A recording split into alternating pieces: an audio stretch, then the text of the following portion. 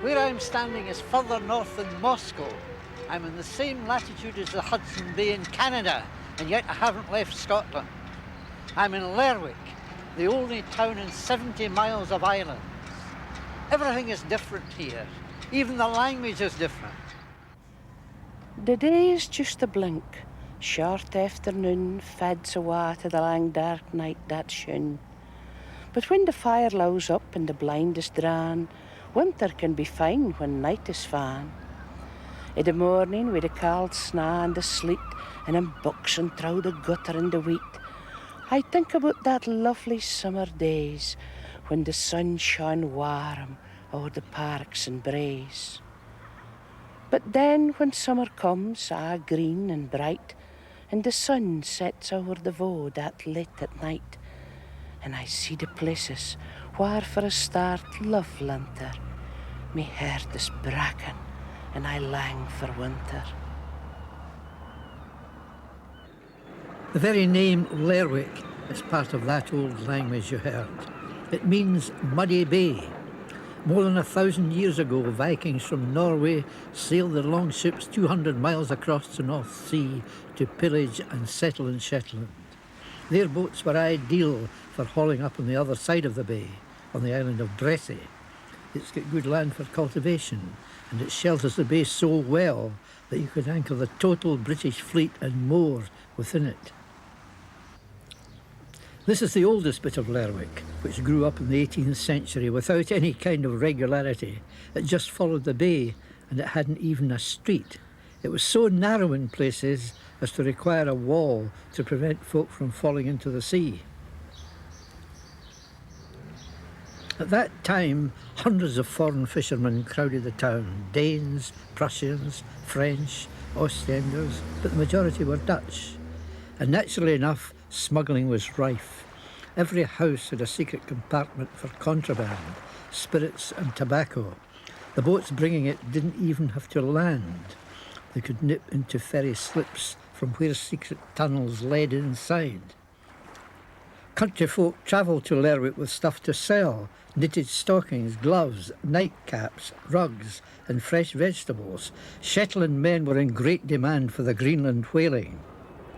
The Greenland whaling left behind many tales of hardship and tragedy. One story that's remembered is of the whaler Diana. It was trapped in the ice for 6 months with provisions for 2 months. 13 men died, 9 of them Shetlanders.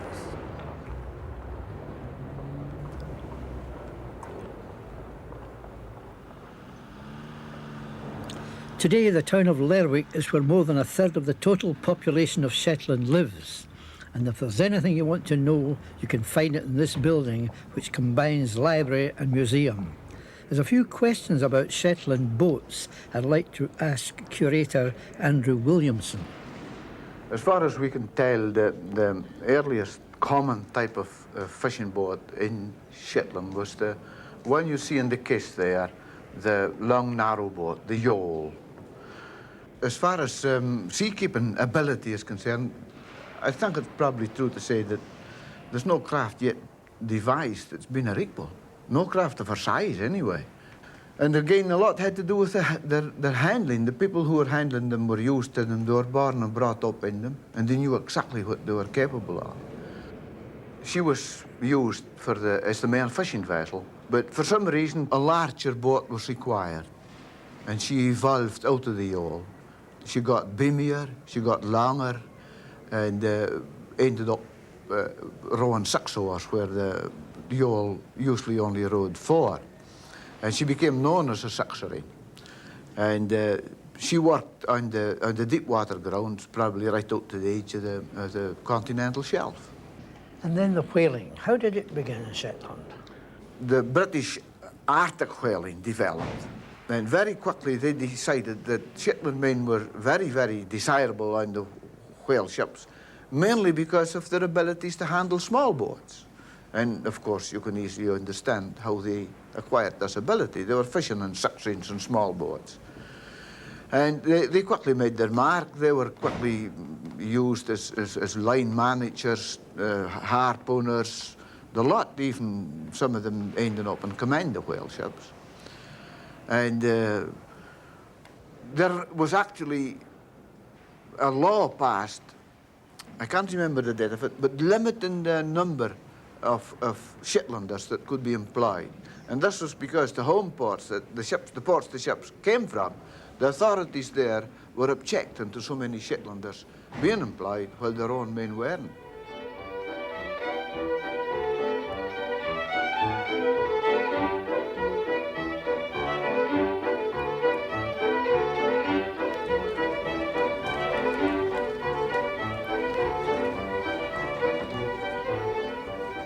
It's Commercial Street, with its flagstones and narrow lanes, that gives me the feeling of being abroad when I come to Shetland. It runs the length of the old harbour. But the wee lanes climb up to something very much more modern. It was in the town gardens I spoke with poetess Rhoda Boulter. How's the Shetland language holding up, Rhoda? Oh, I think it's doing pretty well. Quite encouraging, really. Have you had an effect on it, do you think? Well, I'd like to think so. I'd like to feel I'd contributed to its not necessarily revival, but its continuation. It's very encouraging to see the young people interested in the language, and it's taught in schools. You know, some of my poems are taught in schools, and other writers' work, of course, as well. Has the coming of oil and a big pressure of population put a pressure on the old language? Well, I think it must have done to a certain extent, but it also made the Shetlander, I think, very aware of his language, of his tradition, the culture of the island, and made him rally to preserve them. And was that positively done as a policy by anybody? I don't think so. I think it just happened very, very nicely. Originally, we spoke Old Norn, and we no longer do this. We had above it in, with all due respects, when the Scots took over, and it was frowned on to speak in the old language, and even children bearing Norse names, Northern names, were refused christening. They had to have this changed, like Hakan became Hercules and Oslo became Ursula, and it's always had a buffeting, but it always has survived. That you can always find the pulse, and as long as you can find the pulse, there's hope. Well, you fairly kept it alive through your poetry. Well, I do what I can. I think it's a very beautiful language, and I think if you lose your language, you lose your identity to a great extent. And we wouldn't be replacing it with anything better, in my opinion. You can get one word in the local dialect or the local language that can say, oh, many sentences in English. They paint pictures for you.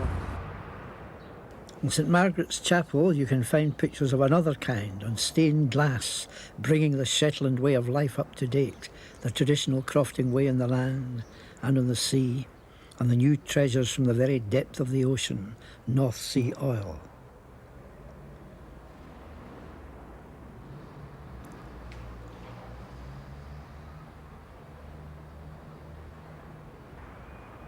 The new wealth resulted in a huge increase of trade.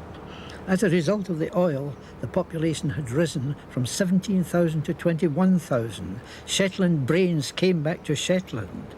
6,000 workers from outside came to build Sullom Oil Terminal. Added to the old harbour, another was built as an oil supply base. There were bad side effects, a rise in crime, more death on the roads due to drink, and dismal Jimmies thought Shetland would never be the same. Historian James Nicholson gave me his view of the situation then and now. It made a very big change. It altered the whole way of life. The quiet crofting and fishing community was transformed entirely. For the first time, there was plenty of jobs at Sullom, and the people soon went there to get good, highly paid jobs. For a time, we left the traditional industries of knitting and fish processing. But that's all past. That's all past now. In fact, last year, for the first time, we had a downturn in oil activity, and this made a big difference to Lerwick Harbour Trust. and also Sullivans, they felt the pinch. So now people are coming back to the old industries again, of fishing and fish processing and knitwear. How do you see the future, Jim? Well, in the next 10 or so years, oil will still be here, and it'll play a very big part in the economy of the islands. But always the mainstay has been the fishing industry. And during the last 7 or so years, the council has put a lot of oil revenues into the local industries. They've helped the crofting industry, they've helped it by giving grants to reseed hill land, to improve livestock, and they've given grants to young fishermen to invest in better boats. And they are now about the best fishing fleet in the whole UK.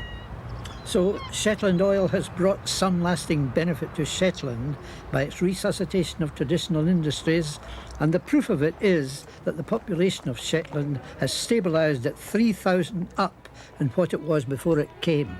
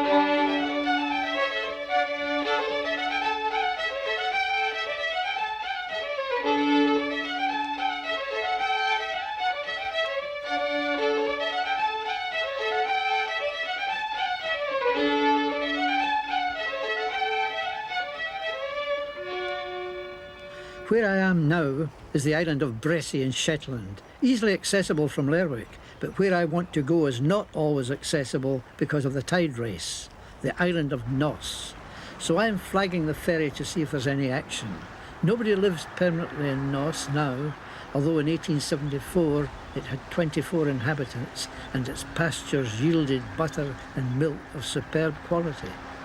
Now it's inhabited only in summer by 2 wardens who are employed by the Nature Conservancy Council in the interests of vast numbers of seabirds.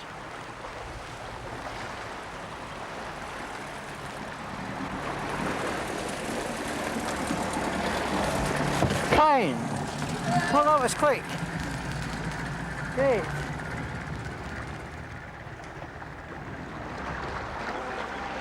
This inflatable does the journey a lot faster than the old wooden boat, and the service is better because in the past you had to catch the eye of the shepherd who used to stay in Nos in summer looking after his flock. It's still a sheep farm, except that the house is now a reception place for visitors as well as home to the wardens. Lovely day.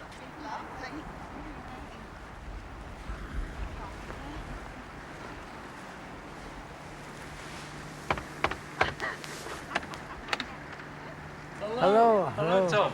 How are you doing? All right, how are you? Long time since you were God, last here. Well, it's over 20 years, Dave. Really? Aye.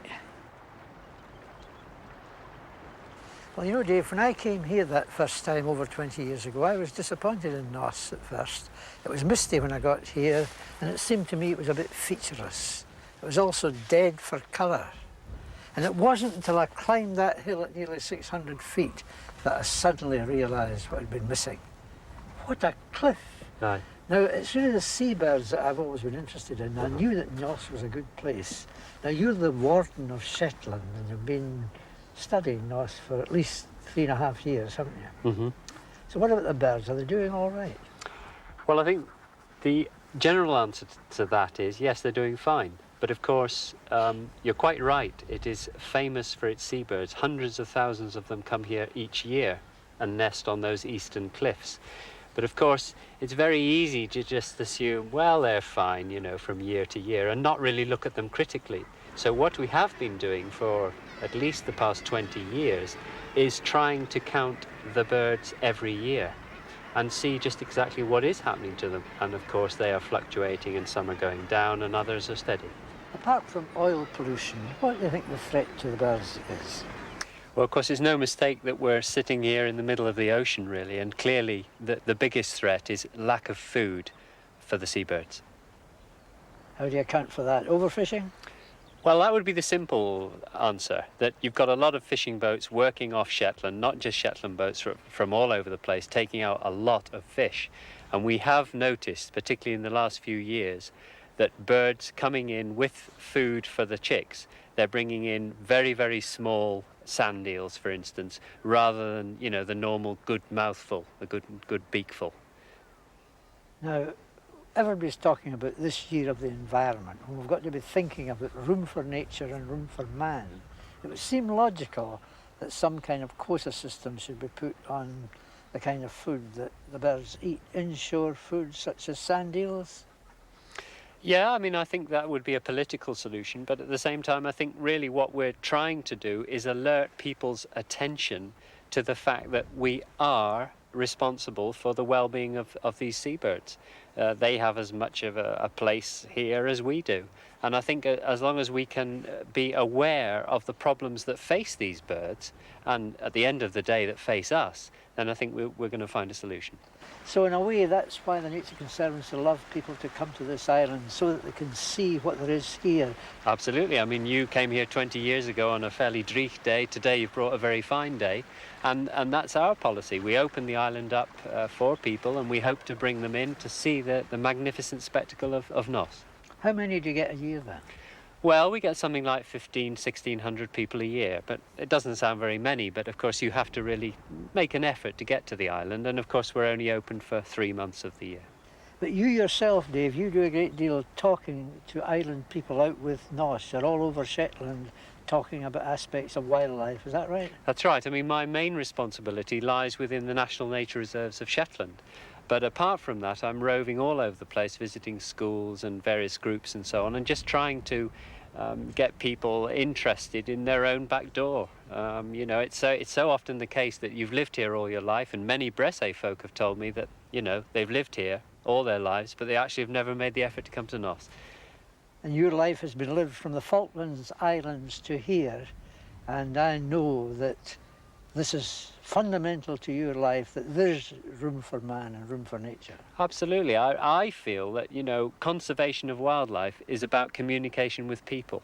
If people like me can alert people's attention to the wonders of what's around us, then we're going to have no problems. Well, thank you. That's a very succinct reason. Thanks very much. You see the contrast of this island. It slopes up gently in good pasture for sheep in the form of a grassy triangle, and then plunges in one swoop to the sea. David Carstairs has not only studied birds from the Falklands to the Shetlands, but is a skilled rock climber who has made many routes up the hitherto unclimbed rock faces of Nos. So you can walk up gently from the house to the noop of Nos, the summit, as I've done before, or go by boat, as now.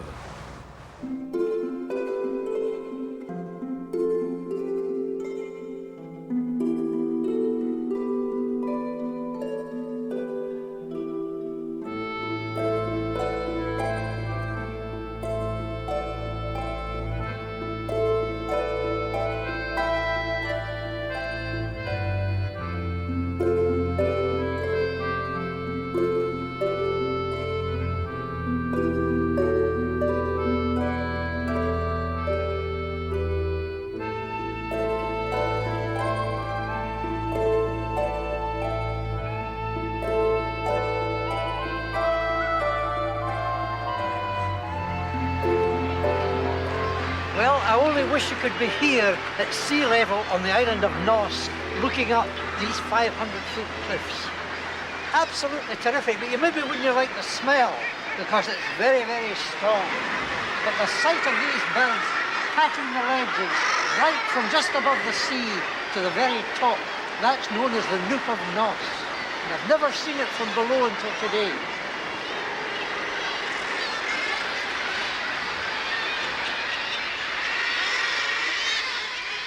These crash divers of the ocean are gannets. They were unknown here until 1914. Now they cram the ledges right to the top, 4,000 pairs of them. Only a single egg is laid on a base of seaweed.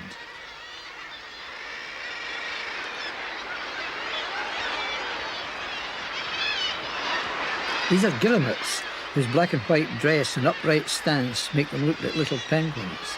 They also like to stand as close to each other as possible. There could be about 85,000 of them in Noss. No nest is made. The egg is just laid on a rock and it doesn't roll off because of its pointed shape.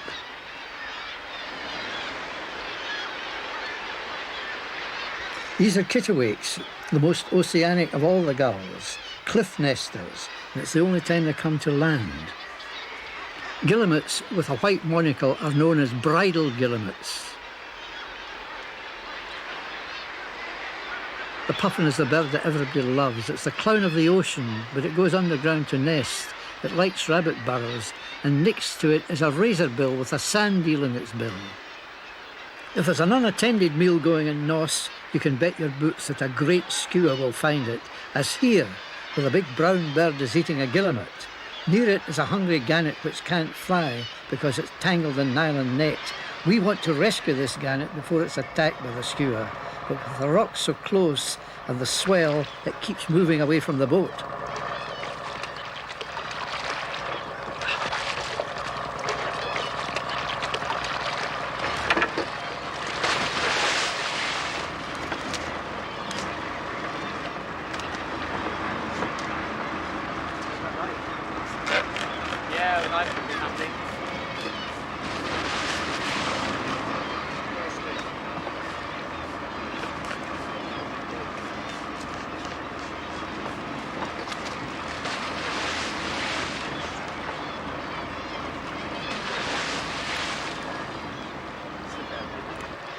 Gannets looking for nest material pick up a lot of dangerous man-made objects from the sea, and some lose their lives or get entangled like this shag.